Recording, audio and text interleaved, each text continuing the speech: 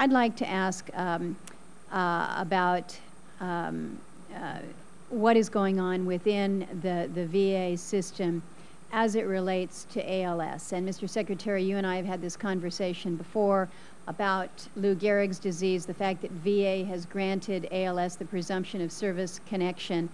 As we know that those who serve in the military are twice as likely to develop ALS as those who have not served. We recognize that there are certain technologies that are out there that allow for the individual who's afflicted with this disease to just live an easier quality of life as they deal with this very degenerative and very debilitating process. But there are certain procedures that the VA has not accepted. One, for instance, is this diaphragm pacing system. I mentioned it at the breakfast that we had visited at, Mr. Secretary, and this is a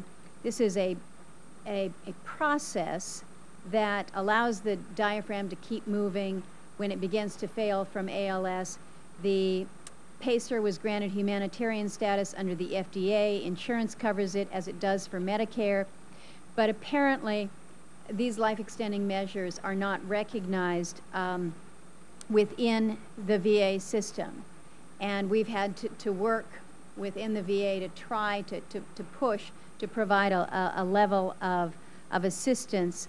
It would seem to me that given that the VA has granted ALS the presumption of service connection disability, there ought to be some consistency in the standards so that these individuals that are faced with this horrid disease don't have to fight the VA to get some assistance with some life-extending therapies. So I don't know if you have an answer for me today, but I feel like I must raise it on behalf of the people who are afflicted with this.